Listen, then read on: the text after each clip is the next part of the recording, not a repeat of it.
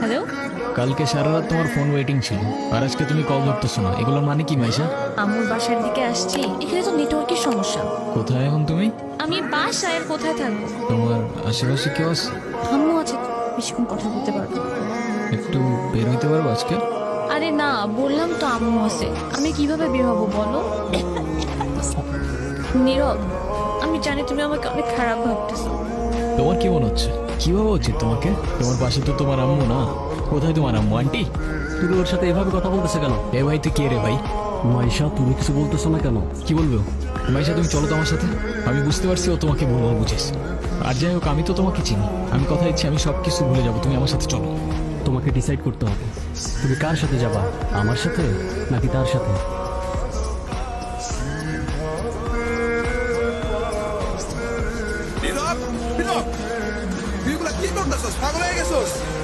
আমি তোর হাতে জীবনে সিগারেট পর্যন্ত দেখিনি, আর আজকে তুই কি হয়ে গেছিস ভাই? বাবার কষ্টের টাকাগুলো সব আমি নষ্ট করে ফেলছি ভাই। আমি কি করবো? আমি আর পারতেছি না ভাই।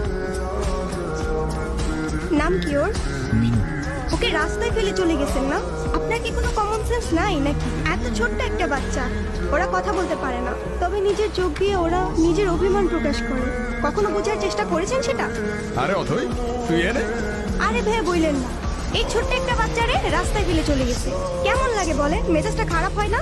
তার উপর আবার কোনো কথার উত্তরই দেয় না। আসলে ওর মানসিক অবস্থা তেমন একটা ভালো নাই।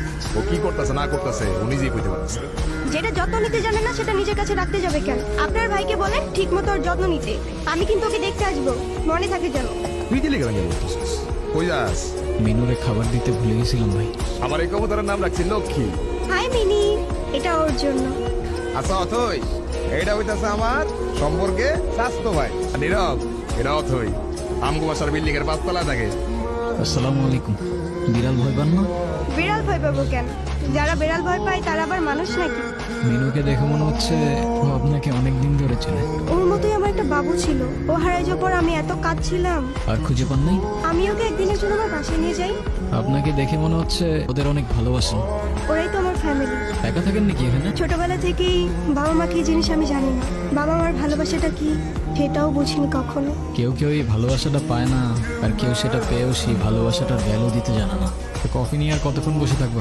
কিছু অর্ডার করবো না? ট্রিটটা কিন্তু আমার। আর তারপর আপনি ওর জন্য পড়াশোনা বাদ দিয়ে ব্রিজ থেকে লাফ দিতে গেছেন। এই যুগে কেউ কারোর জন্য মরে? মজা নিচ্ছ না? আপনি অনেক ভালো একটা মানুষ। নিজের জীবনটা কিভাবে শেষ করে দিয়েন। লাইফ সবাইকে একটা সেকেন্ড চান্স দেয়, হয়তো আপনাকেও দিবে, সেটাকে ইগনোর করুন। আমি জানি তুমি আমার সাথে কথা বলতে চাও না। অনেক বড় ভুল করছি নীরব। তুমি আমার সামনে থাকা সত্ত্বেও আমি ভুল মানুষটাকে চুজ করছি। আমি তোমার লাইফে ব্যাক করতে চাই নীরব, প্লিজ আমাকে ফিরিয়ে দিও না। Sorry, wrong number. তোমরা টেনশন করো না তো। নীরব, তুমি এখানে কোথাও যাচ্ছ নাকি? কোথায় যাব? তোমার এই অবস্থা কেন? সবকিছু ঠিকঠাক আছে তো? আমার কিছুই ঠিক নাই নীরব। রনি আমার লাইফটা একদম শেষ করে দিছে। তুমি কাউকে কিছু বলো নাই কেন? বলার সুযোগই পাইনি। ওর জন্য আমি আমার লাইফ, আমার ফ্যামিলি সব কিছু হারিয়েছি। বাদ দাও, যা হবার তো হয়েই গেছে না। ভালো থাকার চেষ্টা করো, জীবন অনেক সুন্দর। আমি তোমাকে ছাড়া কখনোই ভালো থাকতে পারবো না, এটা তখন আমি বুঝিনি। দুনিয়াটা কি আজব, তাই না? বিশ্বস্ততার এই দামটা কে বার বোঝে? আজকাল তো চিটাররাও চিট করে লয়ালিটি খোঁজে। এই নাও চকলেট। এই তোমার এই চকলেট কিনতে এতক্ষণ লাগে? মামা কই? আরে খুঁজেই তো পাচ্ছিলাম না। উনি কি? আরে হঠাৎ করেই ওর সাথে দেখা।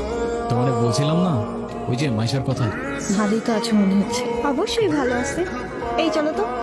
এই ব্যথার শহরের অলিগলির নুড়ি পাথরগুলো যেন আমাদের কষ্টগুলোর এক একটা প্রতিচ্ছবি। আর সেই কষ্টগুলোর মাঝে আমরা আমাদের জীবনের হাল ছেড়ে দিলাম। জীবনের একটা মোড় হয়তো আমাদের সবাইকেই একটা সেকেন্ড চান্স দেয়।